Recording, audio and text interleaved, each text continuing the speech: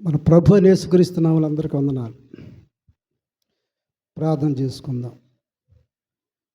మహాపరిశుద్ధుడా, ప్రేమ కలిగిన నాయన, నీకు స్తోత్రాలు ప్రభువా. నీ కృపచేత నాయన మమ్మల్ని సజీవులుగా ఉంచారు. నీ కృపచేతనే ప్రభు మమ్మల్ని పరిశుద్ధులుగా తీర్చారు నాయన. రాహాబుని పరిశుద్ధురాలుగా చేసిన నీవే ప్రభు మమ్మల్ని కూడా పరిశుద్ధులుగా చేశారు. రాహాబు ఏ విధంగా నాయన అయ్యా ఆమె పేరు బైబిల్లో రాయబడిందో మమ్మల్ని కూడా నాయన నీ ప్రేమతో కడిగి పరిశుద్ధులుగా చేసి నీ రాజ్యానికి వారసులుగా చేసినందుకు నీకే స్తుతులు స్తోత్రాలు చెల్లిస్తూ యేసయ్య పరిశుద్ధమైన నామములో అడుగుచున్నాము తండ్రి, ఆమేన్.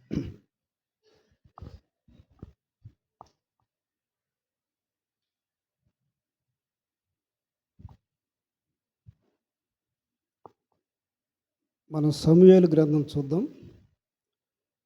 1వ సమూయేలు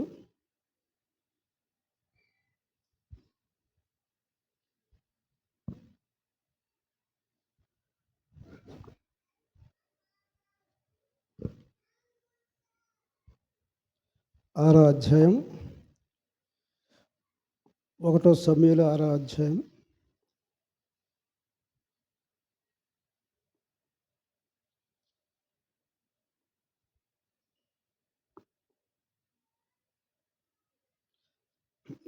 రెండవ సమూయేలు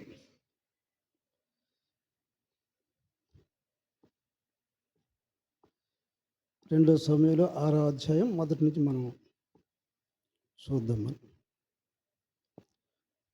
2వ సమూయేలు 6వ అధ్యాయం మొదటి వచనం.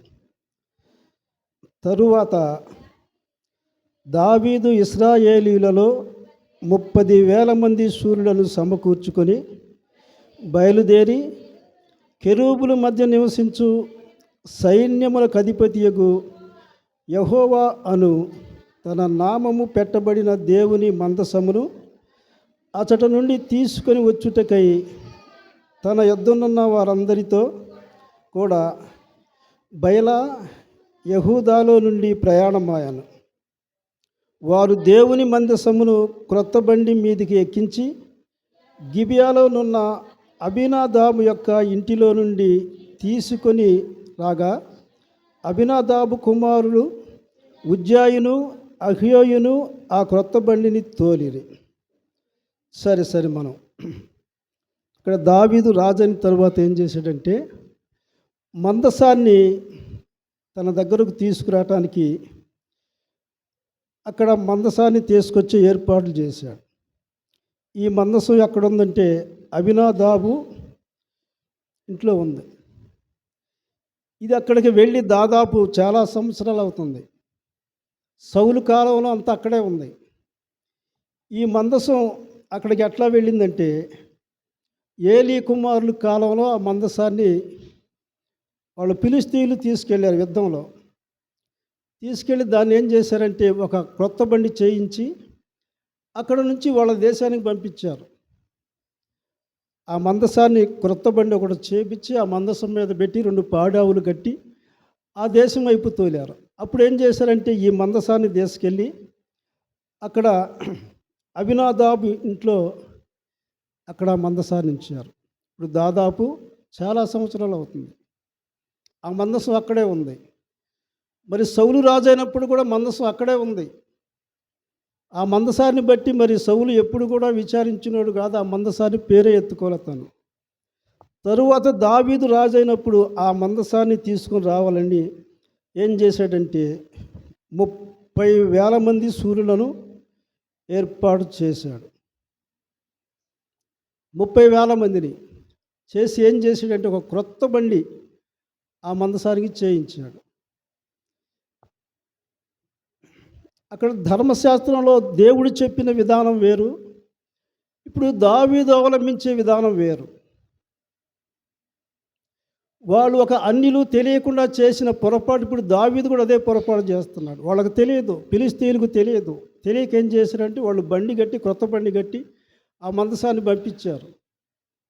దావీదు కూడా ఏం చేస్తున్నాడంటే ఒక క్రొత్త బండి 30,000 మంది సైన్యాన్ని దాని వెనక మరి క్రొత్త బండి చేయించి దాని మీద తీసుకురావడానికి వెళ్ళాడు.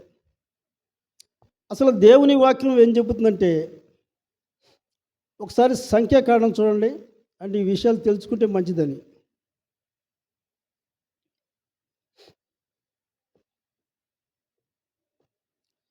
సంఖ్యాకాండం 4వ అధ్యాయం చూడండి.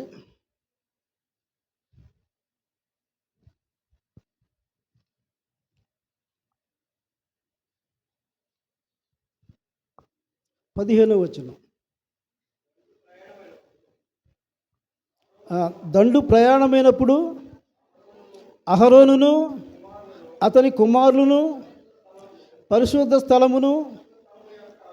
స్థలము యొక్క ఉపకరణములన్నిటినీ కప్పుట ముగించిన తరువాత కహతీయులు దాన్ని మోయవలను. అయితే వారు చావక ఉండునట్లు పరిశుద్ధమైన దానిని ముట్టకూడదు. ఇవి ప్రత్యక్షపు గుడారములో కహతీయుల భారము. ఇక్కడ ఏం చెబుతున్నా అంటే, ప్రభు మందసము యొక్క పని ఎవరు చేయాలంటే లేవీలు చేయాల. మందసంలో అయ్యి దాని మీద ఏమైనా వెయ్యాలన్నా కానీ, మరి ఆ మందసానికి కర్రలు పెట్టాలన్నా, ఇంకేమన్నా చేయాలంటే వాళ్ళ పని ఏంటంటే లేవీలు పని అది. తరువాత మందసాన్ని ఎవరు మొయ్యాలా? కహతీయులు మొయ్యాలా. ఈ లేవీలు ఏం చెబితే వాళ్ళు చెయ్యాల. అయితే మందసాన్ని మోసే పని కహతీయులది. అక్కడ మళ్ళీ గెర్షోనీయులు ఉన్నారు. వాళ్ళ పని ఏంటంటే వాళ్ళు ఆ ప్రత్యక్షపు గుడారంలో సేవ చేయాల. అక్కడ తాళ్ళు తీసుకురావాలన్నా, కర్రలు కొట్టుకురావాలన్నా, ఇంకేదన్నా మొయ్యాలన్నా ఈ వాళ్ళ పనులు. దేవుడు ఇక్కడ ఖచ్చితంగా చెప్పాడు ఏమని? కహతీయులే మందసాన్ని మొయ్యాల, లేవీయులే ఆ పని చేయాల. వీళ్ళు ఏం చేశారంటే, అప్పుడు ఫిలిష్తీయుల నుంచి అక్కడికి తీసుకెళ్ళినప్పుడు వాళ్ళు ఎలియాజరు అనే తన కుమారుని ప్రతిష్ఠించారు ఆ మందసం మీద. అయితే ఇప్పుడు అలాంటి పరిస్థితులు లేవు. ఇప్పుడు ఆ ఎలియాజరు లేడు, ఏమయ్యాడో. దానికి బదులు ఏం చేసేంటే తన ఇద్దరు కుమారులు, అహియో ఒక కుమారుడు, ఉజ్జియా ఒక కుమారుడు, వాళ్ళిద్దరూ మందసానికి ముందు నడుస్తున్నారు, బండి మీద బండి తోలుతూ ఉన్నారు. అప్పుడు జరిగిన పరిస్థితులు ఏంటంటే చూద్దాం మనం ఇప్పుడు మళ్ళీ.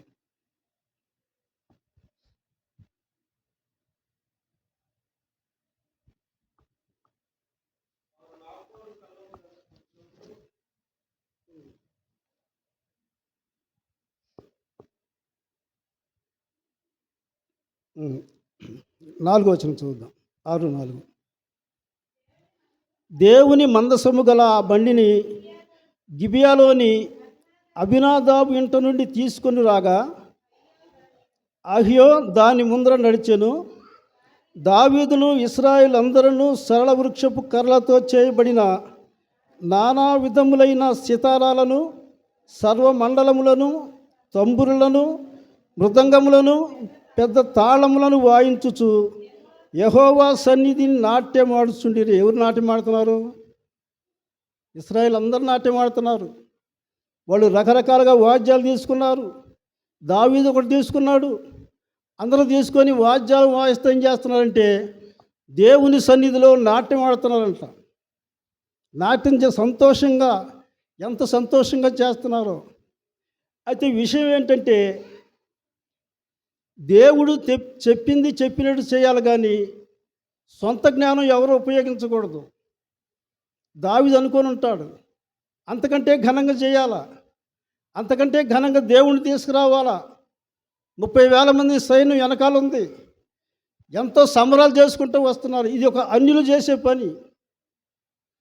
అన్యులు ఎలాగైతే చేశారో దావీదు కూడా అలాగే చేయటం ప్రారంభించాడు.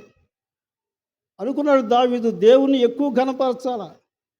అరే మోస్తే ఏం ఘనత ఉంటుంది, మోయకుండా ఆ విధంగా చేస్తే దేవునికి ఎంత ఘనత అనుకున్నాడు. అయితే అక్కడ ఏం జరిగిందంటే 6వ వచనం చదువుదాం.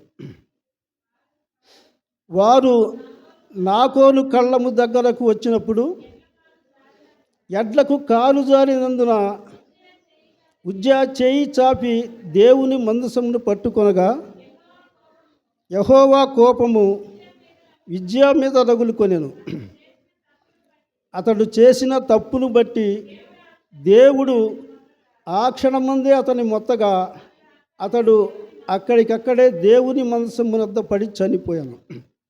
ఇప్పుడు ఎలా ఉంది పరిస్థితి అంటే, దావీదు ఊహించింది ఒకటి, అక్కడ జరిగింది ఒకటి. అయితే దావీదుకి అర్థం కాల, నేను చేస్తుందో పొరపాడని తెలియలా. ఏదో దేవునికి బాగా ఘనంగా చేయాలా, దేవుణ్ణి ఘనపరచాలని చెప్పి ఈ చేసిన పని అంతా ఏమైందంటే, ఆ ఉజ్జా చనిపోయినప్పుడు అందరూ కూడా భయపడిపోయారు. అసలు ఎందుకు జరిగింది ఇది జరగటానికి కారణం ఏంటి? అలాంటి స్థితిలో ప్రతి ఒక్కళ్ళు కూడా ఎలా ఉండాలంటే, మరి ఈ మందసాన్ని ఏం చేయాలా, ఇంకా చాలా దూరం తీసుకెళ్ళాలని, మరి ఈ మందసం ఎక్కడ పెట్టాలా అనే ఒక టెన్షన్ మొదలైంది. దావీదే భయపడిపోతున్నాడు మందసాన్ని తీసుకెళ్ళాలంటే. ఇప్పుడు ఎలా ఉందంటే పరిస్థితి, ఎవరింట్లో పెడతాడో, నా ఇంట్లో పెడతాడేమో, ఇంకేడ పెడతాడో అని అక్కడ పరిస్థితి. మందసాన్ని చూసి ఎంత భయపడిపోతున్నారు కదా. అందుకని ఏమంటారంటే, యెహోవా యందు భయము ఎంతో పవిత్రమైనది, అది నిత్యము నిలుచున్నది. ఎప్పుడు నిలిచేది భయం. ఎప్పుడైతే దేవుని భయం మనలో ఉంటుందో, దేవుడు చెప్పింది చెప్పినట్టు చేస్తాం. అంటే దావీదులో భయం లేదని కాదు, ఏదో గొప్ప గొప్ప కార్యాలు చేయాలనుకున్నారు.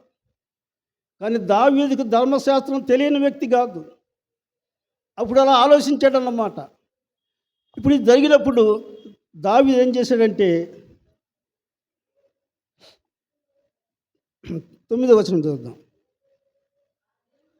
ఆ దినమున యెహోవా మందసము నా యొద్ద ఎలాగుండుననుకొని దావీదు యెహోవాకు భయపడి యెహోవా మందసమును దావీదు పురములోనికి తన యొద్దకు తెప్పింపనొల్లక గిత్తీయుడకు ఉబేదోదోము ఇంటికి తీసుకొని అచ్చట ఉంచిన. దావీదు ఏం చేశాడు, ఇక ఈ మందసాన్ని నేను తీసుకెళ్ళకూడదు, ఇక ఈ మందసం తీసుకెళ్తే నాకేం జరిగిద్దో, నేనేమైపోతానో, రాజు కదా,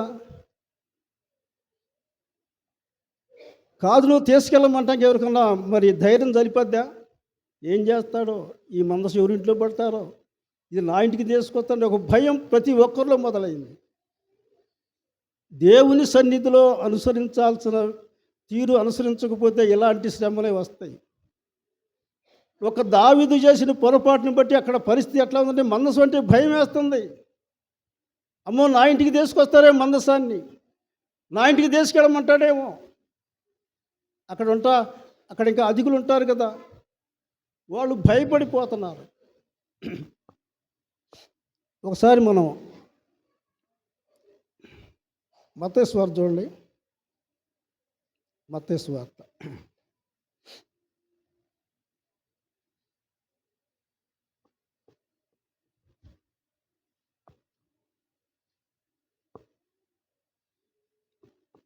14వ అధ్యాయం చూద్దాం.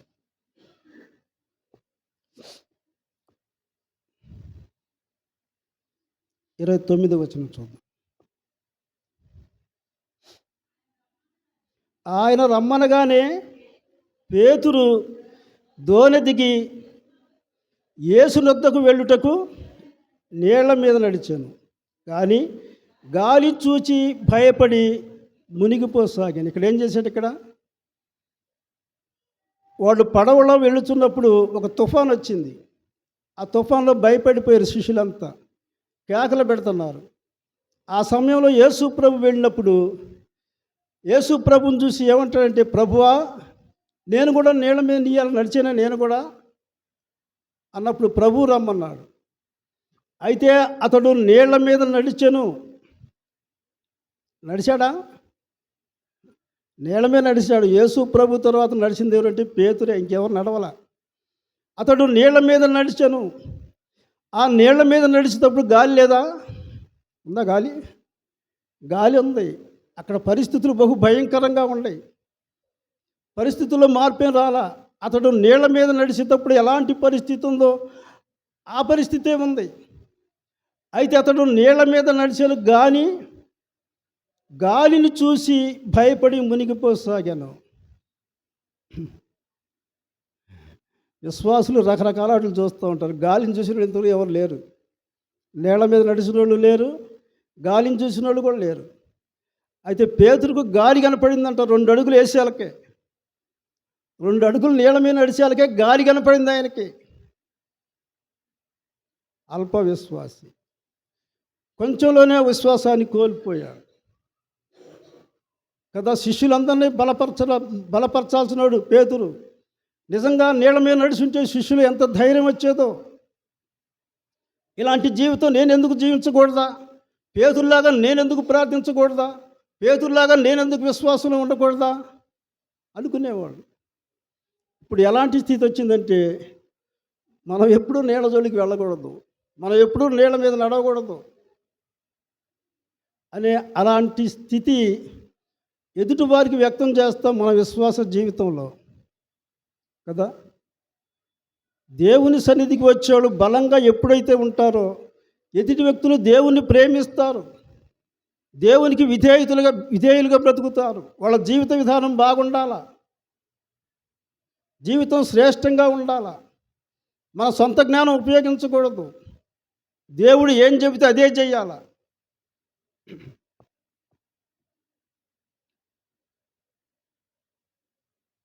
ఒకసారి 16:23 కూడా చదవండి. 16:23. అయితే ఆయన పేతురు వైపు తిరిగి, సాతానా, నా వెనుకకు పొమ్ము, నీవు నాకు అభ్యంతర కారణమై ఉన్నావు. నీవు మనుషుల సంగతులనే తలంచుచున్నావు కానీ దేవుని సంగతులను తలంపక ఉన్నావని పేతురుతో చెప్పాను. ఏం చెప్పాడు? సాతానా, నా వెనకబో, నీవు మనుషుల సంగతులను తలంచుచున్నావు కానీ దేవుని సంగతులు తలంచట్లా.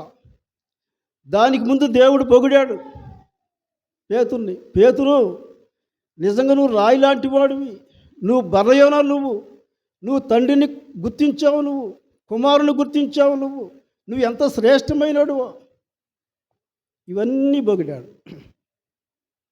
తర్వాత ఏమన్నాడంటే, అది నీకు దూరం అయిపోవును గాక శిలువ మరణం, నిన్ను శిలువ వేయకుందురు గాక, నీకు మరణం రాకుండా ఉండును గాక అంటున్నాడు. అందుకని పేతురు ఈ మాటలు మాట్లాడాడు. ఒక సేవకుని దగ్గరికి ఒక వ్యక్తి వచ్చాడంట, ఒక యవనస్తుడు వచ్చి, అన్న నేను కూడా మీ డినామినేషన్లో ప్రార్థనకి వెళ్ళే వ్యక్తి అన్న, నేను నమ్మకంగా ప్రార్థనకు వెళతాను నేనని చెప్పాడంట. సరేనని చెప్పి ఆయనకు పరిచయం అయ్యాడు. ఆయన ఎక్కడ కోటాలు పెట్టినా, ఎక్కడ మీటింగ్లు పెట్టినా అక్కడికి వెళతాడంట. పరిచర్య అంతా చేస్తాడంట. ఏం ఆశించకుండా పరిచర్య చేసేవాడు, బాగా నమ్మకంగా ఉన్నాడు. అట్లా ఎన్నో రోజులు సంవత్సరాలు గడిచిపోతూ ఉన్నాయి. అయితే తను కోరుకునేది ఒక్కటే, ఒక్క పాట పాడే అవకాశం ఇవ్వాలి తనకి. ఒక పాట పాడతాడు, అది ఏ కూటమైనా కావచ్చు. అవి మీటింగులు కానీ, పుట్టినరోజు కానీ, లేకపోతే జ్ఞాపకార్థం కానీ, లేకపోతే కృతజ్ఞత కూడికి కానీ, ఏ కూడికైనా సరే ఇతడు ఒక పాట పాడేవాడు. ఒకరోజు ఒక కూడికలోకి వచ్చాడు, సరే పాట పాడాడు. ఆ పాట వింటే ఈయనకి ఒళ్ళు తంపరం ఎక్కిందంట, ఏమి కోపం వచ్చిందంట, భలే కోపం వచ్చిందంట ఆ పాట నెలకి. ఎప్పుడు ఆ ఒక్క పాట పాడతాడంట. ఇన్నాళ్ళు మించి కూడా, ఇన్ని సంవత్సరాల మించి పాడేది ఒక్కటే పాట, అది ఏ కూడికనే కావచ్చు. అది ఏం పాట అంటే, అపరాధిని యేసయ్య కృప చూపి బ్రోవుమయ్య. ఇక ఈ పాట తప్పితే రెండో పాట పాడడంట. కూడికి ఏదైనా కానీ, అది పుట్టినరోజు అయినా లేకపోతే ఏ కూడికైనా పాడేది ఈ పాట. ఇక ఈయనకి కోపం వచ్చిందంట. అంటే ఈ బ్రతుకులో మార్పు లేదు. ఇక ఏం చేయాలా? నెపమెంచకయ్య నీ కృపలో నెపమెంచొద్దు. ఇప్పుడు పేతురు ఏమనాలా? ప్రభువా, నేల మీద నడిచాను కదా ప్రభు, అది గుర్తుపెట్టుకో, పడిపోయింది గుర్తుపెట్టుకో బాకు నువ్వు. నేను పడిపోయాను కదా, నువ్వు అది నీ కృపలో ఎంచొద్దు. నువ్వు నీళ్ళ మీద నడిచిందే నువ్వు గుర్తుపెట్టుకో. మరి నన్ను బర్యోనా అన్నావు కదా, ఇది మాత్రమే గుర్తుపెట్టుకో. సైతానా అనేది నువ్వు గుర్తుపెట్టుకోవద్దు నువ్వు. అంతేనా దాని అర్థం? అయ్యాక నెపమెంచకయ్యా నీ కృపలో, నీకు సిలువేసింది నేనేనయ్యా, నీ తల మీద ముళ్ళ కిరాటం పెట్టింది నేనేనయ్యా, నీ కాళ్ళకు మేకులు కొట్టింది నేనేనయ్యా, నీ కృపలో నెపవెంచబాకయ్యా. అంతేనా? జీవిత విధానాన్ని మార్చుకోవాలి కదా. మనం ఏం చేయాలి? పేతురు ఎప్పుడు బలహీనుడుగా లేడు. దావీదు ఎప్పుడు మళ్ళీ చేసిన తప్పే చేయాల. వాళ్ళు సరిదిద్దుకున్నారు. ఆ క్షణంలో ఏమైనా అడ్డుబండగా ఉండారు వాళ్ళు. ఇప్పుడు దావీదు ఎలా ఉన్నాడు? ఏంది లేనిపోయింది, ఎందుకు తెచ్చాడు ఈ మందసాన్ని? ఇక్కడ మనిషి చచ్చిపోయాడు. ఏ కుటుంబంలోకి వస్తే ఏ శాపం వస్తుందో. మరి ప్రేమగల దేవుడు, గొప్ప దేవుడు ఇప్పుడు ఏమంటే ఆయన చూస్తేనే, ఆ మందసం చూస్తేనే గడగడ వణికిపోతుంది. దానికి కారణం ఎవరు? దావీదు. ఎందుకంటే సొంత జ్ఞానం. దావీదు తప్పు చేయాలని చేయాల, కానీ ఎందుకంటే దేవుడు ఏం చెప్పాడో అది చేయాలా. సమూయేలు కొంచెం ఆలస్యం అయ్యేలకే సౌలు ఏం చేశాడంటే బలర్పించాడు. రాంగన సమూయేలు గారు, నేను బలర్పించానండి. ఆహా, ఎంత పని చేసి అనుకున్నాడేమో. నా పని నువ్వు చేసావు, నువ్వు ఎంత ఎదిగేవయ్యా, నువ్వు బలర్పించావు, గొప్ప పని చేసావు అల్లా. ఏమన్నాడు? మాట బలి అర్పించుట కంటే మాట వినుట శ్రేష్టము. దేవుని భయం మనల్ని ఏం చేస్తాడంటే పరిశుద్ధులుగా నడిపించుద్ది. ఆ భయం మీకు తెలుసు కదా. భర్త మంచినీళ్ళు ఇవ్వమంటే ఏం చేయనడైతే ఒక అరగంట తర్వాత ఇవ్వచ్చు. కోపదారి అనుకో, పట్టుకొని 4 జాడిచ్చాడు అనుకో, చెప్పతలకి లేచిస్తారు. ఈసారి ఏమి అడగతలకే ఇస్తారు. అదే ఏం చేయనడైతే లెక్క కూడా చేయరు, 10 సార్లు అడగాల. అంటే మనుషుల విధానాలు చెప్తున్న, పురుషులైనా కానీ స్త్రీలైనా కానీ. భయం ఏం చేస్తుందంటే సరైన మార్గంలో నడిపించుద్ది మనల్ని. అందుకనే దేవుని సన్నిధిలో భయం ఉంటే, ఈ దావీదు ఏమనుకున్నాడంటే డబ్బుంది, అధికారం ఉంది, అన్నీ ఉన్నాయి, 30,000 మంది సైన్యాన్ని పెట్టాడు. దేవుడు సైన్యాన్ని చూడలా. ఆ క్రొత్త బండి ఏమి చెక్క చేశాడో, ఎట్లా చేశాడో, దాని వెనక ఎంత భారం ఉందో దావీదుకు. ఇట్లా చేయి బండి, అట్లా చేయి, ఇట్లా ఉండాలి, ఎన్ని ఆలోచనలు చేశాడో, ఎన్ని ప్లాన్లు ఇచ్చాడో, ఇవన్నీ చూడాల ప్రభు. ఎవరు మోయాలా? కహతీయులు మోయాల్సిన దాన్ని నువ్వు బండి మీద ఎందుకు పెట్టావు? నా మాట అగ్ని వంటిది కాదా? చెప్పినట్టు చేస్తే నీకు ఎంత ఆశీర్వాదం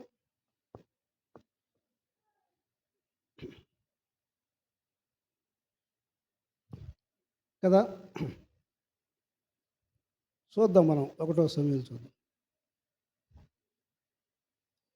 2వ సమూయేలు.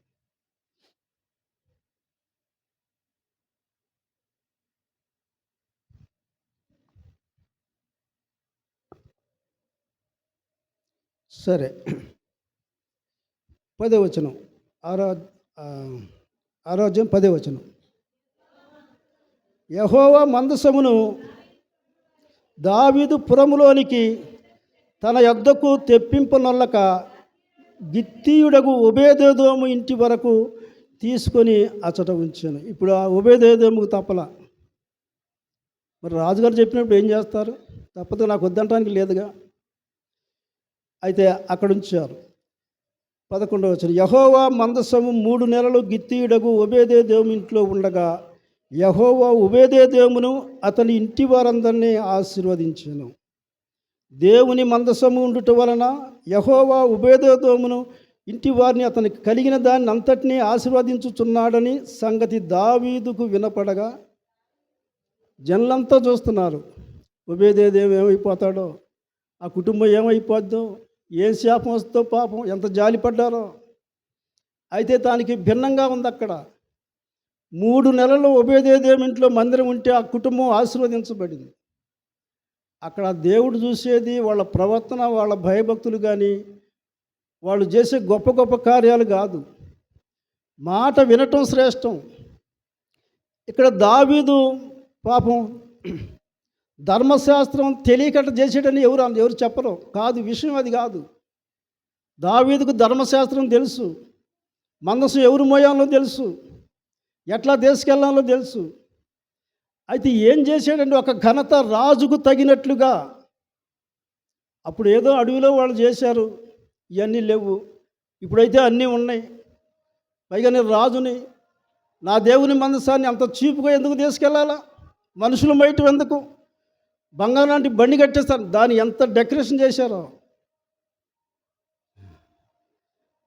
తర్వాత ఏం చేశాడంటే, ఈ ఒబేదెదోము ఆశీర్వదించబడిన సంగతి దావీదు వరకు పోయింది. అంటే ఇక ఆ దేశంలో ఒబేదెదోము గురించి ఎంత చెప్పుకుంటున్నారో వాళ్ళు ఇక తట్టుకోలేకపోయారు. వాళ్ళు రాజుగారికి పోయి చెప్పారు, అయ్యా ఒబేదెదోము ఆశీర్వదించబడింది అయ్యా, నాశనం అవుతాడని కొనగా నాశనం కాల, దేవుడు ఆశీర్వదిస్తాడు, తెచ్చుకో గవికిన మందసాన్నింటికి అని చెప్పినప్పుడు దావీదు ఏం చేశాడంటే,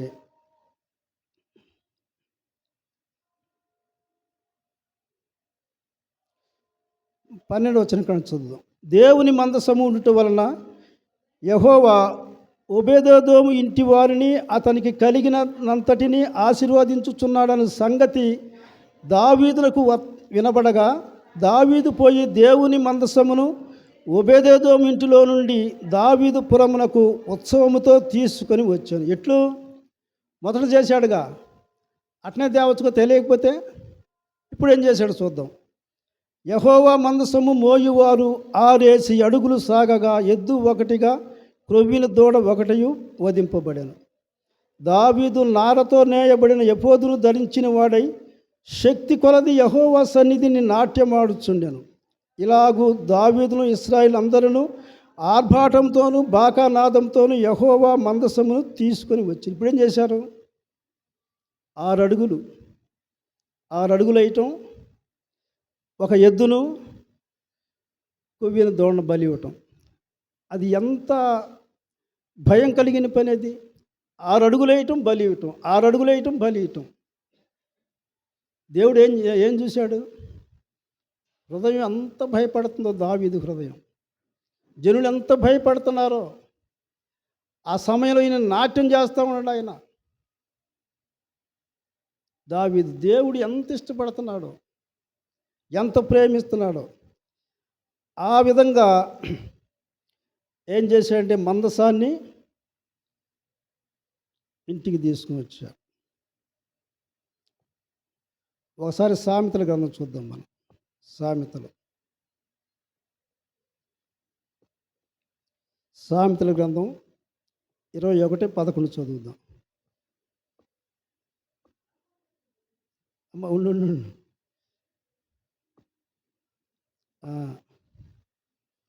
21:11 అపహాసకుడు దండింపబడుట చూచి జ్ఞానము లేనివాడు జ్ఞానము పొందును, జ్ఞానము గలవాడు ఉపదేశం వలన తెలివినందును. చాలు ఇక్కడ. అపహాసకుడు గద్దింపబడుట చూసి జ్ఞానము లేనివాడు జ్ఞానము పొందును. ఇక ఎవరైనా కొత్త బండి చేసి మందసం పెడతారు? ఇక పెట్టే అవకాశం లేదు. ఎందుకంటే చూశారు కదా. మళ్ళీ అదే పని చేశారనుకో ఏమంటారండి? ఎంత బుద్ధి లేనివాడు వీడు. అట్లా చేసేవాళ్ళు లేరా? ఉన్నారు. వాళ్ళంతే జ్ఞానులు కాబట్టి వాళ్ళు పెట్టలేదు. కానీ దేవుని సన్నిధి విడిచిపెట్టి నాశనం అయిపోయిన వాళ్ళు ఎంతోమంది ఉన్నారు కదా. ఎంతమంది ఉన్నారు దేవుని సన్నిధిలో భయం లేకుండా. అంటే ఎందుకంటే దేవుని సన్నిధిని విడిచిపెట్టినప్పుడు మనం చూస్తాం బైబిల్లో ఎలాంటి స్థితిలోకి వెళ్ళారు. సౌలు ఎలాంటి స్థితిలోకి వెళ్ళాడు. కుటుంబం మొత్తం నాశనమైంది. మరి ఉందా జ్ఞానం? మరి లేదు, జ్ఞానం లేదు. ఎవరిష్టానుసారంగా వాళ్ళు జీవిస్తారు. మనలో ప్రార్థన మార్పు రాదు, మన జీవితాలు మార్పు రావు. మనల్ని మనమే మెచ్చుకుంటాం, మన ప్రార్థన మనమే మెచ్చుకుంటాం. మనం ఏం చేస్తాం? ప్రభువా బైబిల్ చేతిలో పెట్టుకొని మందిరానికి రావటం వెళ్ళేదే నువ్వు చూడయ్యా. తతిమయ మతం నువ్వు లెక్కలో తీసుకోవద్దు. నా గురించి నువ్వు తీర్పులోనికి తీసుకురావద్దు. ఇదేనా మన ప్రార్థన? అంతేనా? అదేనా కోరుకునేది? మనం ఏ ప్రార్థన చేస్తే దేవుడు ఇష్టపడతాడు? దేవుడు ఇష్టపడతాడు. పొద్దుగూకులు నేను బలహీనుడిని, నేను ఇసమట్టోడిని దేవుడికి ఇష్టమా? కదా. ఒక విశ్వాసురాలైన అమ్మాయిని చూడటానికి విశ్వాసుడైన అబ్బాయి పోయాడు అనుకో, మా అమ్మాయి బలహీనురాలయ్యా, మాట ఇందయ్యా, మాట్లాడటం కుదరదయ్యా, అదయ్యా ఇదే అని చెబుతావా? ఇష్టపడతాడా? ఇష్టపడి పెళ్లి చేసుకుంటారు ఎవరైనా కానీ? చేసుకోరు. మరి దేవుని సన్నిధిలో మరి మన స్థితి ఎందుకు? మనం ఎప్పుడు దేవుని సన్నిధిలో బలంగా ఉండేది ఎప్పుడు? మన ప్రార్థన విధానం మారేది ఎప్పుడు? ప్రార్థన మొదలుపెట్టిన కాని ఏం మాటలు. అబ్రహాం బలవంతుడయ్యా, నేను బలహీనుడి. ఇస్సాకు బలవంతుడు, నేను బలహీనుడి. నీవు మారేది ఎప్పుడు? నువ్వు ప్రభు రక్తంలో కడగబడ్డ, అది ఆషామాషిదిగా దాన్ని వెళ్ళలేని ప్రభు రక్తంలో కడగబడ్డప్పుడు నీ జీవిత విధానం ఎట్లా ఉండాలా? ప్రభుకి ఎంత ఇష్టంగా ఉండాలా? ఇక పొద్దుగూకులు ఇదే పాట, నేను బలహీనుడు.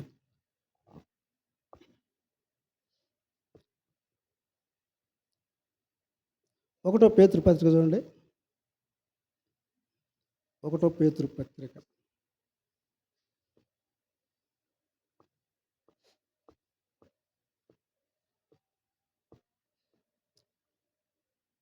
3వ అధ్యాయం 1వ వచనం.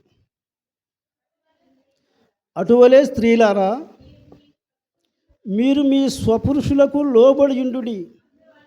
అందువలన వారిలో ఎవరైనాను వాక్యమునకు అవిధేయులైతే వారు భయముతో కూడిన మీ పవిత్ర ప్రవర్తన చూసి వాక్యము లేకుండానే తమ భార్యల నడవడి వలన రాబట్టవచ్చును. చాలు ఇక్కడ ఏమన్నాడు? ఇక్కడ పాస్టర్ గారు వాక్యం చెబుతాడు, పాస్టర్ గారు చెప్పదుగా. అంటే ఇక్కడ ఏం రాస్తాడంటే, భయముతో కూడిన మీ పవిత్ర ప్రవర్తన చూసి. అందరూ జ్ఞానం కల్లా వాళ్ళు ఉండరు. కొంతమందికి వాక్యం కూడా అర్థం కాదు, చెబుతుంటే అర్థాలు కావు.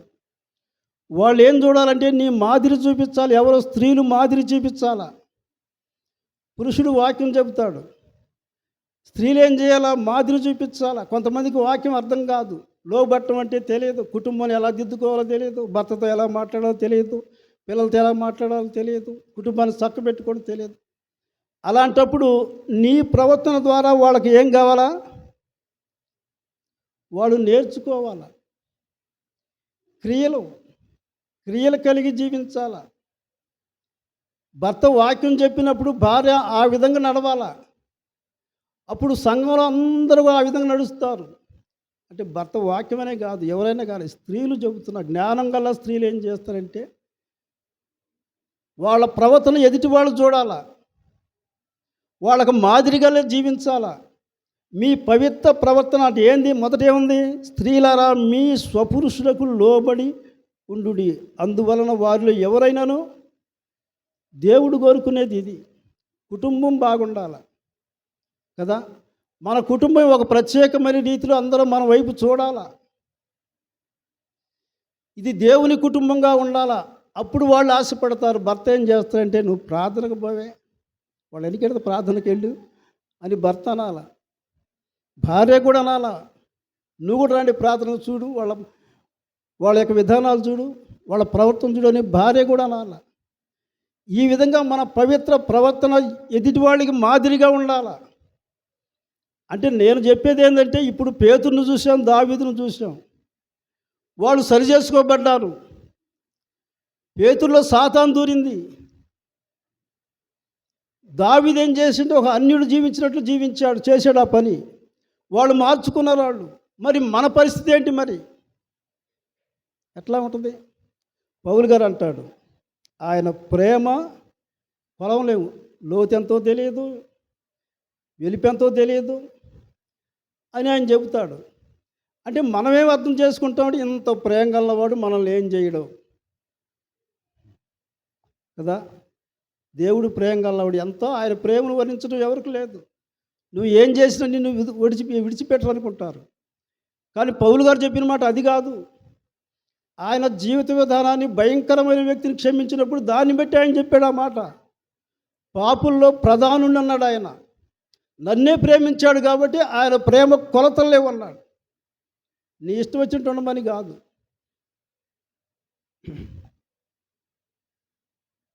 దేవునికి భయపడుతూ జీవించాలా, అనేక మందికి మాదిరికరంగా జీవించాలి. ఇది మనం ఎప్పుడు గుర్తుపెట్టుకోవాలి మనం కదా. దేవుని సన్నిధికి వచ్చినంత మాత్రాన మనం విధేయులం కాదు. దేవుని వాక్యానికి లోబడి నీ జీవితంలో మార్పు రావాలా. నీ జీవితంలో మార్పు రావాలా. ఇలాంటి పరిస్థితి ఎంతోమంది స్త్రీలు భర్తలు మరి క్రీస్తు వ్యతిరేకులైనప్పుడు కూడా వాళ్ళ జీవిత విధానం ద్వారా చాలామంది మార్చారు. క్రైస్తవ్యం అంటే ఏమిటో వాళ్ళు చూపించారు. ఒక అన్యులను పెళ్లి చేసుకొని వాళ్ళ జీవిత విధానాన్ని బట్టి మార్చబడ్డారు. మన జీవిత విధానమే ఎదుటివాడిని ప్రభావితం చేసింది, కానీ మన వాక్యం కాదు. మన జీవితం సరిగా ఉండాలా. ఇక్కడ ఏమన్నాడు? ఇక్కడ మీ స్వపురుషులకు లోబడి ఉండు. ప్రతి పురుషుడు కోరుకునేది అదే, అంతేనా? భార్యను గురించి వాళ్ళు ఆశించేది అదే. వాళ్ళు కూడా మంచి భర్తగాను వాళ్ళు కోరుకుంటారు. మొదటిగా ఏంటంటే, నువ్వు వాక్యం వినేదానివి, నీలో మంచి లక్షణాలు ఉండాలా. సాధువైన హృదయం కలగాల. మీ హృదయం అలంకరించబడాలా. 7వ వచనం కూడా చదువుకుందాం. అటువలే పురుషులారా, జీవమును కృపావరములో మీ భార్యలు మీతో పాలివారై ఉన్నారని ఎరిగి ఎక్కువ బలహీన ఘటమని భార్యను సన్మానించి మీ ప్రార్థనలకు అభ్యంతరము కలుగకుండానట్లు జ్ఞానము చొప్పున వారితో కాపురము చేయుడు. ఎలగొండ ఆజ్ఞలో స్త్రీ బలహీన ఘటమని ఎంచి ఏం చేయాలా? జాగ్రత్తగా కాపురం చేయాలి.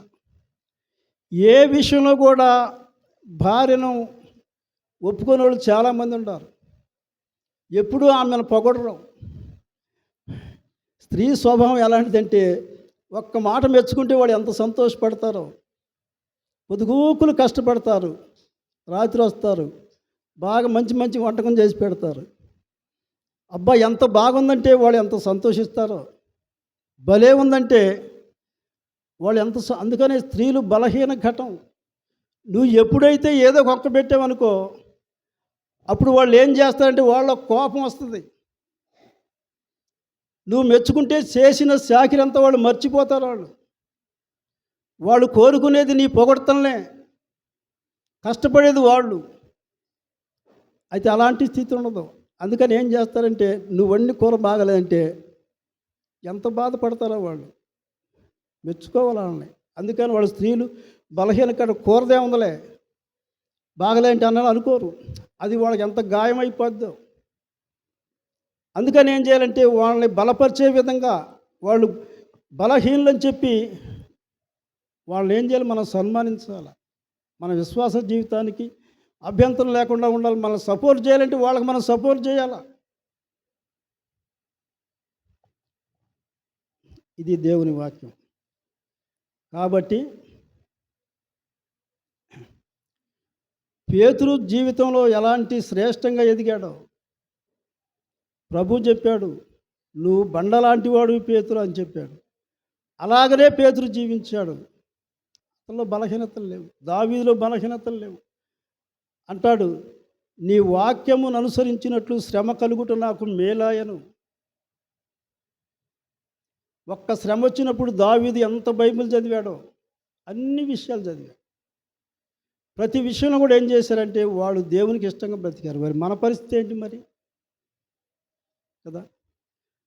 ఎప్పుడైనా యోబులాగా మనం సాక్ష్యం చెప్పగలమా? యోబు అన్నట్టు మనం అంటామా? ఎన్నిసార్లు చెప్పినా యోబు నోట నేను బలహీనుడిని, నేను పాపిననే మాట మాట్లాడరు. ఎందుకంటే ఆయన యథార్థమైన జీవితం ఆయనకు ఉంది. ఆయన నేను పాపం చేశానంటే ఆయన అబద్ధవాణ్యుడు అవుతాడు. దేవుని భయభక్తుల్లో జీవించిన వ్యక్తి. మరి మన పరిస్థితి ఏంది? పొద్దుగుకులు ఇదే పాట, అపరాధిని యేసయ్య కృప చూసి బ్రోమయ్య అని పాడదాం. ఈ పొద్దుగుకులు జ్ఞాపకం చేసుకోవద్దయ్యా. నేను బైబిల్ తీసుకొని దేవుని సన్నిధి, అదే నువ్వు చూడు, అదే గుర్తు చేసుకో. తర్వాత నా నోటి మాటలు, నా క్రియలను చూడొద్దు. ఏం చేద్దాం? ప్రభు మనల్ని ప్రేమించి తన రక్తాన్ని, ప్రాణాన్ని ధారపోసింది నీ పాపంలోనే జీవించుకుంటానికి కాదు, పరిశుద్ధులుగా జీవించాలి. ఆయన రక్తం ఎంత విలువైందో, ఆ రక్తంలో కడగబడినప్పుడు మనం పాపులుగా మనం జీవించకూడదు కదా. కోట్లు పెట్టి ఖర్చు పెట్టి పిల్లలను చదివితే తప్పితే తండ్రి సంతోషిస్తాడా? అంతకంటే విలువైంది తన ప్రాణాన్ని ఇచ్చాడు పరిశుద్ధులుగా ఉండాలని. ఉద్యోగులు ఇదైతే ఎట్లా? మనం ప్రార్థన చేసుకుందాం.